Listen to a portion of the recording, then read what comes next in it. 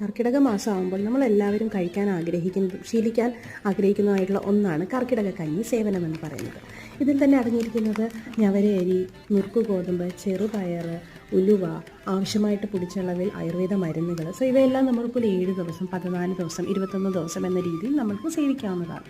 ഇനി പലരും ചോദിക്കാറുണ്ട് ഓരോരോ ശരീര ബുദ്ധിമുട്ടുകൾ. ചിലർക്ക് വാദപ്രശ്നങ്ങളായിരിക്കും, ചിലർക്ക് വണ്ണത്തിൻ്റെ പ്രശ്നമായിരിക്കും. അങ്ങനെ എന്ത് തരത്തിലുള്ള ശാരീരികമായിട്ടുള്ള ബുദ്ധിമുട്ടുകളെ കൂടുതൽ ബലപ്പെടുത്തുവാനും വരുന്ന ഒരു വർഷത്തേക്ക് ശരീരത്തിനെ അതിനുവേണ്ടി റെഡിയാക്കാനും ഈ പറയുന്ന ആയുർവേദ മരുന്നുകൾ ഒരു ഡോക്ടറുടെ നിർദ്ദേശപ്രകാരം നിങ്ങൾക്ക് സേവിക്കാവുന്നതാണ്.